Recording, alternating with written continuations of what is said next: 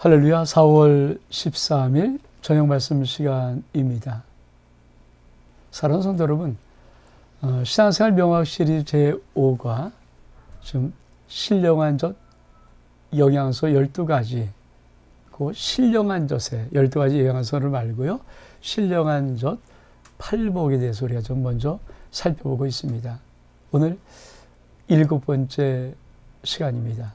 우리 한번 볼까요? 신령한 젖 팔복 7번째 시간, 화평케 하는 자. 사랑하는 성도 여러분, 팔복이 얼마큼 중요한 것인지는 다 아시잖아요. 사실 팔복이 하나님의 나라의 인격이고 하나님의 나라의 성품입니다. 좀 쉽게 말하면 성도의 인격은, 성도의 성품은 이래야 된다. 더 나아가서 성도가 정말 구하고 찾아야 할 복은 진짜 이복이다. 이게 팔복이거든요. 그래서 우리가 마태복음 5장에는 이 팔복의 귀한 말씀을 정말 깊이 알면은 내가 어떻게 살아가야 될지, 또 어떤 은혜를 받아야 될지, 어떤 은혜를 나눠야 될지를 우리는 분명히 알게 됩니다. 여러분, 종종 그런 생각을 안 해보시나요? 정말 예수 그리스도를 믿는 가장 아름다운 것은 무엇일까? 신앙의 가장 아름다운 있다면 그것은 무엇일까 하는 부분들, 그게 바로 팔복의 인격, 팔복의 성품, 팔복의 가치관을 가진 정말 멋진 그리스도인, 신앙의 가장 아름다운 모습이 아닐까요? 오늘 7번째 시간, 여러분과 함께 깊은 은혜를 한번 나누기를 원합니다. 우리 한번 말씀 볼까요?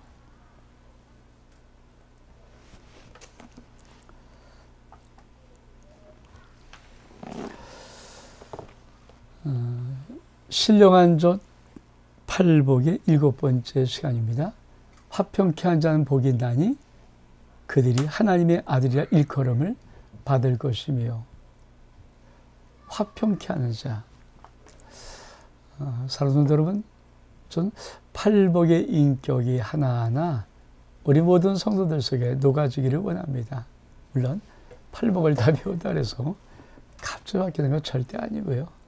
사람은 정말 죽어도 안 변할 만큼 바뀌기가 어렵다는 것도 여러분도 알고 저도 압니다. 그러나 끊임없이 하나님의 귀한 은혜가 우리 심령 속에 다가오고 그 심령이 하나님의 깊은 은혜 속으로 들어가기 시작하면 나도 모르게 어느덧 내가 좀 바뀐 것 같아. 다른 사람이 볼 때 좀 변한 것 같은데 이런 모습들이 발견되어집니다. 또 그게 다 아니잖아요. 거기서부터도 더 들어가는 거예요. 그래서 신앙생활의 이 깊은 아름다운 하나님께서 하나님의 자녀를 만드는 이 영광스러운 과정을 모른다면 신앙생활은 정말 재미없고 딱딱하고 너무 깊이가 없는 그런 것일지 모르죠. 근데 나 같은 사람이 어떻게 저렇게 변화될 수 있을까 하는 그 깊은 영광의 과정을 내가 정말 안다면 우리 인생의 신앙생활은 정말 진짜 멋지고 아름다운 여정일 것입니다. 저는 신령한 젖 팔복을 다 했다고 해서 저도 여러분도 우리 성도님도 결코 바뀌지 않는 것이 더 많을 것을 저는 인정합니다. 그러나 하는 이유는 이 말씀의 은혜가 우리 영혼 속에서부터 변화의 바람을 일으키고 놀란 은혜의 바람을 일으키는 출발점은 될 것이라는 믿음을 갖고 있기에, 또 이미 어떤 분들은 많은 이 하나님의 은혜 속에 들어와 있는 그 깊은 과정이 있음을 알기에 소망을 갖고 용기를 갖고 한번 나눠보는 것입니다. 오늘 7번째, 팔복의 7번째, 화평케 하는 복이 나니 천국이 저희 것이며. 이 화평케 한다는 말은 무엇일까요? 우리 같이 한번 볼까요? 자, 화평케 하는 자라는 말의 의미는 화평을 만들어가는 자. 이 화평이란 말이 에이레네입니다. 에이레네, 헬라어로 에이레네.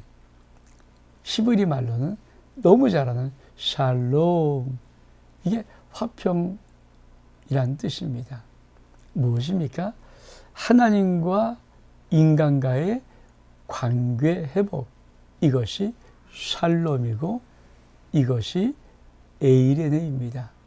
우리 같이 한번 말씀 읽어볼까요? 에베소서 14절 말씀, 그는 우리의 화평이신지라 둘로 하나를 만드사 원수된 곳 중간에 막힌 담을 자기 육체로 하시고. 그렇습니다. 사랑하는 성도 여러분, 우리 주 예수 그리스도는 화평의 주님이십니다. 그래서 당신의 육체를 가지고 하나님과 우리의 모든 담을 헐어버리고 하나로 만들었다라고 말씀하는 것입니다. 이게 에이레네입니다. 그러니까 화평이라는 에이레네 단어나 히브리의 말로의 샬롬이라는 이 화평의 단어는 어떤 인간끼리 어떤 평화 이런 것에 앞서서 하나님과 우리와의 관계를 의미한다는 것, 이걸 꼭 우리 성도님들이 알았으면 좋겠습니다. 그래서 골로새 1장 2절의 말씀도 그의 십자가의 피로 화평을 이루사, 예수님께서는 당신의 십자가의 피로 화평을 이루었습니다. 그래서 이 예수의 십자가의 깊은 사랑을 아는 심령들은 다른 사람과 함께 화평할 수가 있는 것입니다. 여러분은 인생을 살면서 저 사람은 용서 못해. 저 사람은 정말 밥맛이야. 저 사람은 나 싫어. 이런 사람 있지 않습니까? 그렇죠? 우리 모두는 다 인간 주관적인 감정을 가지고 있기에 또 인생 살면서 사실 호불호가 있어요. 어떤 사람인들 호불호가 없겠습니까? 좋은 사람도 있고 좋지 않은 사람도 있지요. 근데 하나님은 그렇죠? 좋고 나쁘고 우리 죄인을 볼 수 없는 그 거룩하신 함에도 불구하고 아들 예수 그리스도 십자가에 죽이시면서까지 우리를 용서하시고 우리와 화평의 관계를 맺기를 원하신 것입니다. 사실 화평케 한 자라는 것은 이 하나님의 십자가의 사랑을 깊이 은혜를 받은 자가, 깨달은 자가 아닙니다. 은혜를 받은 자가 자신도 우리 주님이 당부했던 십계명처럼 내가 너 사랑할 것만큼은 네가 서로 사랑했으면 좋겠다라는 이 은혜의 실천자가 되기 시작할 때 그가 바로 피스메이커, 화평케 하는 자입니다. 어떻습니까? 여러분은 다른 사람과 트러블 메이커로 있습니까? 아니면 피스메이커로 있습니까? 사실 우리는 다 저마다 자기란 자의 이 존재 가치가 때로 강해서 자존심도 강하기도 하고요. 그래서 늘 자기로 살아갈 때가 훨씬 더 많이 있습니다. 그리고 자주 부닥치죠. 또 부닥치는 게 사실 또 나쁜 것도 아닙니다. 서로를 알아가고 서로를 깎아가는 과정입니다. 근데 문제는 그거를 넘었을, 사실 우리의 감정은 그걸 넘었을 때가 의외로 많이 있습니다. 그래서 우리 하나님은 우리들에게 화평케 하는 자가 복이 있다라고 말씀하는 것입니다. 여러분, 하나님의 바람은 무엇일까요? 고린도서 5장 18절의 말씀에 이런 말씀이 있습니다. 우리 한번 볼까요? 모든 것이 하나님께로 났으며 그가 그리스도로 말미암아 우리를 자기와 화목하게 하시고 또 우리에게 화목하게 하는 직분을 주셨으니. 사랑하는 성도 여러분, 예수님은 하나님과 우리와의 화목관계만 이룬 것이 아니고 우리가 하나님과 화목관계 이루면 반드시 우리들은 서로 화목하는 직분을 우리 주님으로부터 받았음을 우리는 깊이 알아야 합니다. 그것이 아름다운 에린의 화평케 하는 자의 복입니다. 그러면 왜 화평케 하는 자가 복이 있을까요? 그것은 바로 하나님은 하나님의 나라와 이 땅을 늘 대비할 때 하나님의 천국은 안식과 평강과 의의 나라임에도 불구하고 우리가 사는 이 땅은 그렇지 않습니다. 전쟁의 소문과 난리의 소문이 끊임없이 있으며 세상은 미움, 다툼, 시기, 질투, 갈등, 분쟁, 상처, 이 분열 같은 이런 모든 것으로 끊임없이 아파하고 힘들어하기 때문입니다. 여러분, 혹시 여러분이 9시 땡 하고 뉴스를 보든지 8시 뉴스를 보면 거기 나오는 많은 것들이 누가 이렇게 착한 일 했습니다. 이런 것들이 맞는가요? 아니면 거의 대부분, 한 시간은 거의 대부분의 많은 것들이 참 힘들고 어려운 맨날 그런 것들만인가요? 사실 뉴스가 사실 그날에 벌어진 사건, 사고를 많이 나타내기 때문에 그럴 수 있겠지만 정말 얼마큼 많은 일들이 얼마큼 많은 사람들에 의해서 얼마큼 많은 곳에서 얼마큼 많은 아픔을 가지고 벗어지는가. 참 그런 걸 생각하면 정말 왜 하나님이 당신의 아들 예수 그를 통해서 구원받은 우리들에게 화목케 한 직분을 주시면서 이 세상을 향하여서 쓰기를 원하시는가. 우리 하나님은 화평케 하는 자가 복이 있다라고 말씀합니다. 산성도 여러분, 여러분과 만약에 불목하거나 또 어떤 트러블, 갈등 관계에 있거나 상처 주고 있는 관계가 있다면 여러분은 그걸 끝까지 품고 천국까지 가겠습니까? 아마 그러고 싶은 사람은 또 의외로 없을 것입니다. 풀고 가는 게 낫죠. 어떻든 저는 더 싸움하든 더 아프든 어떻든 매듭은 좀 풀고 가기 원하는 것이 사실 인간이라면 다 누구나 바라는 마음입니다. 근데 왜 안 풀릴까요? 먼저 푸는 자가 없기 때문입니다. 먼저 물러간 자가 없기 때문입니다. 먼저 이해해 주는 자, 먼저 용서하는 자, 먼저 사과하는 자, 먼저 뉘우치는 자가 없기 때문입니다. 화평은 나를 앞세우고 얻을 수 있는 것은 사실은 이 세상에서 아무것도 없습니다. 나를 앞세우면은 상대방도 자기를 앞세우지요. 우리는 참 인사법이 묘할 수 있습니다. 그것은 그렇죠. 서로의 모든 관계가 달라요. 고양이하고 개는 서로 인사하는 법이 다르다고 합니다. 기쁠 때 표현하는 법이 다르다고 합니다. 그래서 종종 으르렁거리면서 야옹거리면서 싸움한다고 하죠. 그래서 여러분, 우리의 인생 속에도 사실 그렇거든요. 내가 생각하는 내 판단 기준의 그릇이 다른 사람이 생각하는 판단의 기준과 다르기 때문에 거기에 많은 갈등이 있는 것입니다. 근데 우리 하나님은 예수 그리스도 십자가의 죽으심으로 당신의 아들을 죽여 주심으로 십자가에 못 박혀 죽이심으로 우리와의 모든 그릇의 관계를 다 벗어버렸습니다. 그리고 무조건 넓은 발을 안고 우리를 받아주십니다. 그래서 우리와 하나님 사이에 예수 십자가의 피로 우리는 화평, 화목을 이루어 간 것입니다.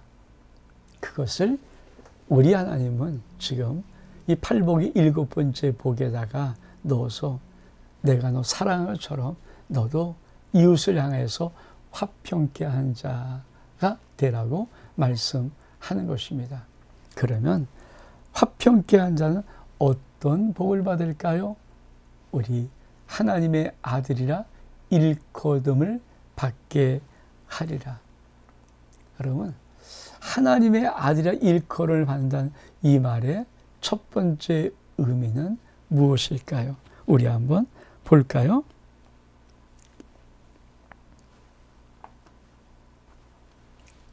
로마서 8장 14절에 보니까 무릇 하나님의 영으로 인도함 받는 사람은 곧 하나님의 아들이라.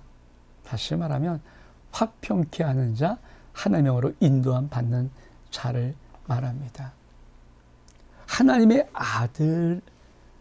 아들로 일컬음 받는다는 이 말의 가장 첫 번째 뜻은 항상 하나님의 영으로 인도함 받는 인생을 산다는 말입니다. 여러분, 사실 우리 하나님의 영은 성령님은 우리 안에 오셔서 우리 길을 인도하시죠. 그래서 그 길을 인도하는 것을 잘 두고 가는 것이 사실 믿음의 생활입니다.